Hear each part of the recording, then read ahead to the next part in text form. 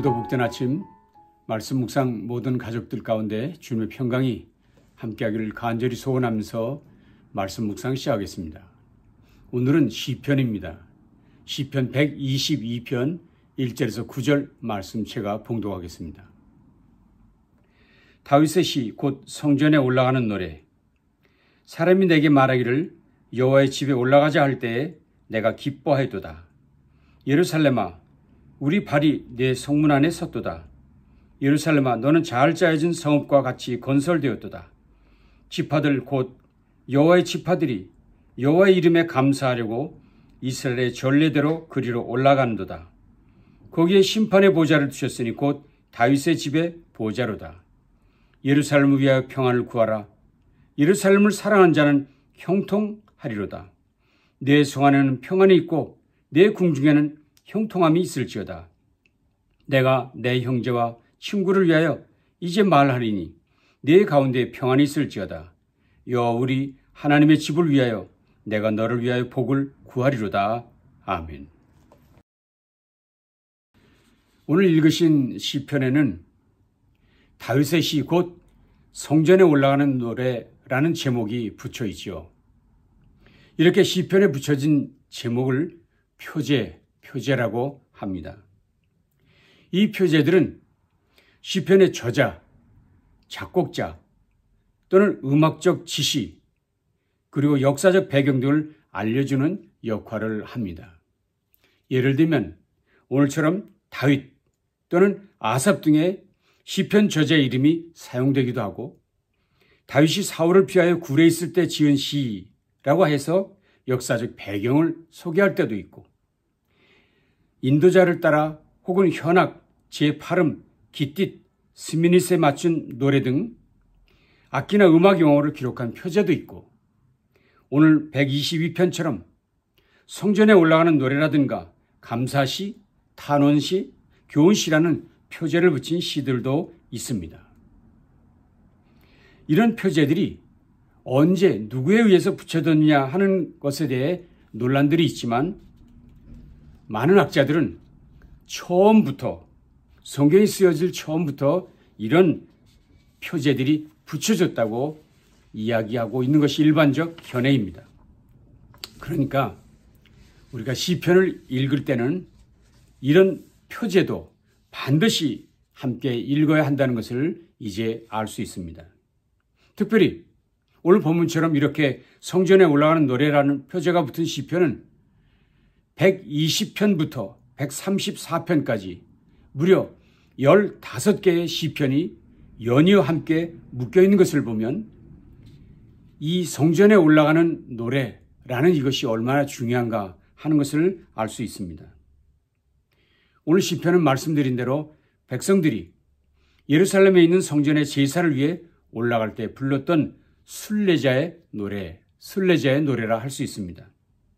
이스라엘 백성들은 1년에 3차례 6월절, 7.7절, 초막절 같은 절기에 전국에서 모여와서 제사를 드리게 되어 있었죠.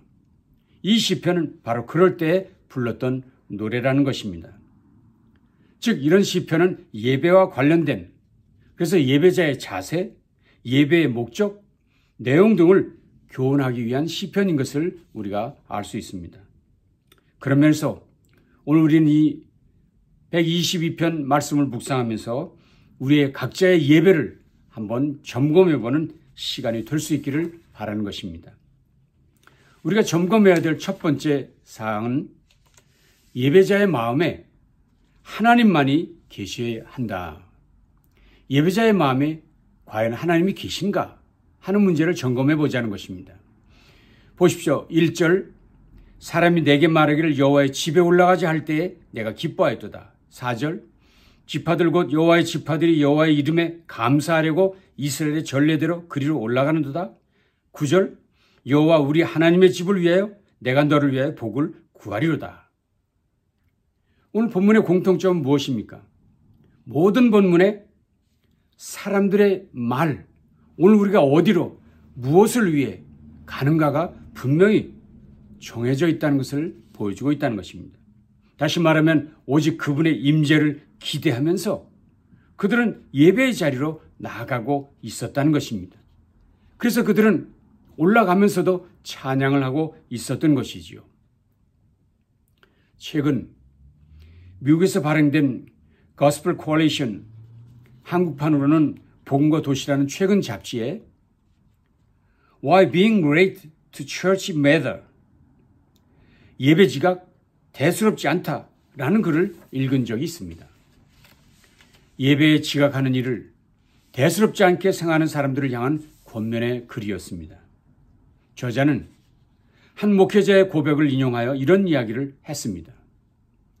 미국에 있는 서밋 교회의 담임 목사인 J.D. 그레어 목사는 예배에 늦게 참석하거나 예배가 끝나기 5분 전에 떠나는 교인들에 대한 우려를 표명했습니다. 그가 우려했던 진짜 이유는 그런 행동이 교회가 무엇인지에 대해서 교인들이 근본적인 오해를 하고 있음을 드러낸다고 생각했기 때문이라는 것입니다. 그래서 그는 이렇게 말했습니다. 당신은 지금 교회를 내가 속한 따뜻한 가족이 아니라 마치 종교 행사나 벌어지는 곳이라 대하고 있는 것입니다. 교회를 마치 종교 행사가 벌어지는 곳이라 라고 생각하고 있다는 것입니다. 오늘날 현대인들이 가지고 있는 예배에 대한 태도에 문제가 있다는 지적을 하는 것이지요. 동감합니다. 과연 많은 예배자들은 그들의 예배에서 하나님께 드리는 예배, 하나님과의 만남이라는 생각을 갖고 있는 것인가요? 그저 사람들이 모여서 하는 종교 행사에 불과하다고 여기는 것은 아닌가요? 그래서 예배 시간에 늦는 것도, 예배 중에 자리를 뜨는 것도 전혀 문제의식 없이 행동하고 있는 것은 아닌지. 저는 늘 생각하기를 예배 중에 전화가 오면 즉각 밖으로 나가는 교우들을 보면서 참 이해가 되지 않는다는 생각을 많이 했습니다. 그렇게 급하고 중대한 일이라면 그 일부터 처리하고 예배드리러 오면 더 좋았을 걸 하는 생각을 했습니다. 아시지요? 일부 공연장에서는 전화기 사용하는 것 강제로 금지하고 있는 것을 여러분들이 생각하신다면 하나님께 드리는 예배 시간 더 엄격해야 한다는 것 생각할 수 있지 않을까요? 보십시오. 오늘 시편을 보면 백성들이 아직 성전에 도착하기도 전인데 그들은 지금 예배를 위해 성전에 올라가는 길에서 찬양하면서 걷고 있었다는 것, 오늘 본문이 얘기하고 있습니다. 그래서 성전에 올라가는 노래라 라고 하지 않았습니까? 예배 드리는 자, 예배자의 마음가짐을 지적하고 있는 것입니다. 자, 그런 의미에서 오늘 우리는 예배자로서의 예배 자세에 대해서 처음부터 다시 한번 점검해 보아야 할 것입니다. 두 번째 우리가 점검해야 될 사항은 과연 예배자로서 예배에 대한 기대가 있는가? 예배에 대한 기대가 있는가? 1절에서 다윗은 이렇게 말했죠. 사람이 내게 말하기를 여호와의 집에 올라가자 할 때에 내가 기뻐하였도다. 누군가 다윗에게 여보 예배드리러 갑시다 라는 초청에 그의 마음이 뛰기 시작했다는 것입니다. 왜요? 하나님을 뵙는다는 기대 때문에, 하나님의 말씀을 듣는다는 소망 때문에, 하나님께 찬양을 올려드린다는 감격 때문에 그의 마음이 벌써부터 기뻐 뛰고 있었다는 것입니다. 자, 그런데 과연 오늘 우리의 예배 길에, 예배 드리러 가는 길에 이런 기대, 이런 관심, 이런 소망, 이런 감격이 있는가요? 혹 우리 중에 또 가야 하나? 꼭 가야 하나? 하는 마음으로 오늘도 교회당을 향하고 있는 것은 아닐까요? 우리 자신들을 점검해 보아야 합니다. 참된 예배자는 예배를 특권으로 여기고 그래서 그 특권을 누리기 위해서 그 시간을 기다릴 줄 아는 사람이라 할 수 있습니다. 누군가 만일 관심도 기대도 없이 예배로 나아간다고 한다면 바로 그것은 하나님을 모독하는 일입니다. 그런 일이 하나님을 경멸하는 태도입니다.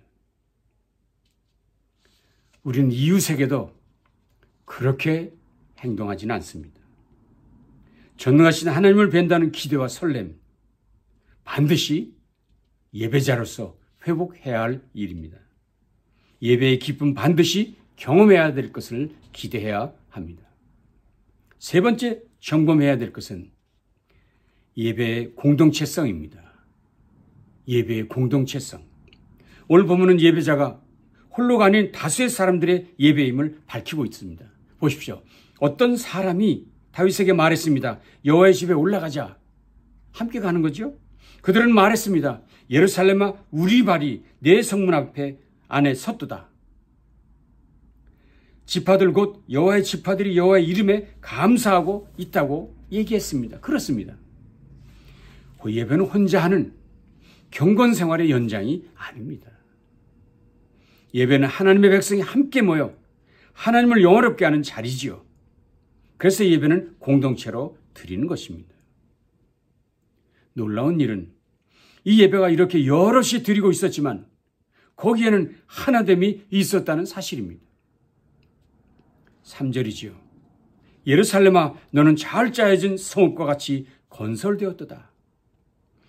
이는 건물이 가깝게 붙어 있다는 뜻이 아니라 백성들이 하나로 모여 하나님을 예배하는 연합체를 구성하게 되었다는 의미입니다. 여기 예루살렘으로 절기 순례 때마다 각 지파의 사람들이 각 지역에서 모여왔습니다. 그들은 생활 환경, 억양, 옷차림 모두 달랐습니다. 그러나 하나님의 이름 앞에서는 모두가 동일한 백성이었다는 것이죠. 오늘날로 말하면 농부나 상인이나 군인이나 학자가 한자리에 모여 함께 앉아 찬송을 부르며 하나님을 예배하고 있었다는 것입니다. 예배는 하나님의 말씀 앞에서 서로 다른 배경의 사람들이 하나가 되는 자리입니다. 그것이 요한계시록에서 말했던 구원받은 백성들의 천국 예배의 모습인 것이지요. 예배는 모든 이들이 함께 드릴 때 의미가 있습니다. 그래서 어떤 이는 말했습니다. 예배가 무너지면 공동체도 무너진다. 함께 드리는 것인데 그 함께 드리는 것이 무너진다면 공동체 무너진다는 거죠. 저는 특별히 우리들의 예배에서 전 세대가 함께 예배드리는 일이 중요하다고 권면합니다. 어린이로부터 노년에 이르기까지 모든 세대가 한자리에서 함께 예배드리는 것은 너무나도 중요합니다. 이스라엘 사람들, 유대교는 지난 수천 년 동안 전 세계에 흩어진 디아스포라로 살아왔어도 하나님 유일신앙을 잃지 않았습니다. 그런데 바로 이것이 무엇을 통해서입니까? 함께 드리는 예배를 통해서였습니다. 오늘날까지도 그들은 그렇게 함께 예배합니다. 그런 예배의 모습은 초대교회의 예배 모습이기도 합니다. 이렇게 예배할 때 신앙 전수가 자연스럽게 이루어지는 것이죠. 전 세대가 함께 예배할 때 교회는 공동체로서의 성격을 가질 수 있습니다. 전 세대가 함께 예배하는 일, 우리가 회복해야 할 중요한 과제인 것을 확신합니다. 마지막으로 점검해야 할 것은 예배의 내용입니다. 오늘 본문은 두 가지를 강조했습니다. 첫째는 예배는 감사가 있어야 된다 했습니다. 4절입니다. 지파들 곧 여호와의 지파들이 여호와 이름에 감사하려고 이스라엘의 전례대로 그리로 올라가는도다. 그들은 감사를 위해서 거기에 올라갔다 했으니 예배에는 감사가 있었던 것을 우리가 알 수 있습니다. 그래서 찬양이 있었고, 그래서 감사의 예물이 있었고, 몸을 드리는 헌신이 있었던 것입니다. 무엇보다도 예배는 감사의 드림이 중요합니다. 과연 우리에게 그런 것이 있을까요? 둘째 중요한 내용은 기도입니다. 그런데 그 기도가 개인을 위한, 자신을 위한 기도가 아닌 것을 본문은 강조하고 있습니다. 예루살렘을 위하여 평안을 구하라. 예루살렘을 사랑하는 자는 형통하리로다. 내 성 안에는 평안이 있고 내 궁중에는 형통함이 있을지어다. 내가 내 형제와 친구를 위하여 이제 말하리니 내 가운데 평안이 있을지어다. 그렇습니다. 다윗은 예루살렘과 형제와 친구를 위해 평안을 구하라고 말씀하고 있습니다. 언제? 예배 중에, 제사 드릴 때. 당시 순례자들은 성전에 올라가 기도할 때 자신만 혹은 자기 가정만을 위해서 아니라 이스라엘 전체, 나아가 열방의 평화를 위해 기도했다는 것을 본문은 가르쳐주고 있습니다. 그래서 다윗은 내 하나님 여호와의 집을 위하여 내가 너를 위하여 그렇게 기도하는 것이 여호와의 집을 위한 기도였다라고 고백하고 있는 것입니다. 이것이 참된 예배자의 내용이라 할 수 있습니다. 예배는 베풀어 주신 은혜에 감사하고 이웃과 나라, 민족 가운데 주님의 평강이 임하기를 위해서 기도하는 일이 있어야 할 것을 강조한 것이죠. 오늘 말씀을 정리하겠습니다. 예배는 하나님의 명령입니다. 그의 백성을 부르시는 거룩한 초청입니다. 그래서 히브리서 기자는 모이기를 피하는 습관을 버리라고 명령을 했습니다. 함께 모여야 합니다.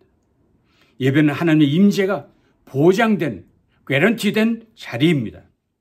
우주의 하나님께서 매주일 우리와 만나시겠다고 약속한 시간을 정해놓으셨습니다. 그날이 주일이고 그 시간이 예배 시간이지요. 그러니 그 보장된 시간, 그 하나님을 만나러 하나님이 예비하신 그 시간, 그 자리에 가는 것은 중요합니다. 예배는 단순한 종교의식이 아닙니다. 하나님의 임재 속에 들어가는 은혜의 자리입니다. 그래서 감사와 헌신이 있어야 합니다. 참된 예배자는 결코 개인주의적이지 않습니다. 공동체가 함께 모여 하나님께 영광을 돌리고 세상을 위해 중보하는 자리입니다. 그러니 여러분 예배를 기쁨으로 준비해야 합니다. 토요일 밤부터 마음과 몸을 준비하시고 주일 아침은 하나님을 만난 설렘으로 달려가십시다. 그리고 예배에 참여한 모든 공동체를 기억하고 사랑하며 기도하십시다. 교회 안에서 하나됨을 깨트린 말을 삼가고 평화를 이룬 기도를 드립시다. 그리고 예배를 통해 세상을 품읍시다. 다윗처럼 나라와 열방을 위해 기도하고 우리의 예배가 이 땅의 평화를 위한 영적 무기가 되도록 힘씁시다. 예배가 무너지면 신앙이 무너집니다. 그러나 예배가 회복되면 신앙이 회복됩니다. 그래서 다윗은 예배를 앞두고 이렇게 고백했지요. 사람이 내게 말하기를 여호와의 집에 올라가자 할 때 내가 기뻐하였도다. 내가 기뻐하였도다. 이런 예배의 기대와 소망을 갖고 오늘도 기쁨으로 주님을 향해 예배의 자리로 달려나가는 저와 여러분 모두 되시기를 주님의 이름으로 축원합니다. 기도하겠습니다. 오늘도 귀한 말씀으로 우리를 또 권고하시니 감사합니다. 이 기쁨과 이 감격과 기대를 가지고 그 예배의 자리로 달려가는 우리 모두 되도록 도와주시고 그리고 우리 모두 함께 감사와 헌신으로 주님 앞에 설 수 있도록 도와주시고 우리의 입술에서는 열방과 온 땅을 향한 간구가 넘쳐나도록 함께해 주시옵소서. 예수님 귀하신 이름으로 간절히 축복하며 기도합니다. 아멘. 오늘도 주님 앞에 기쁨으로 달려가십시다.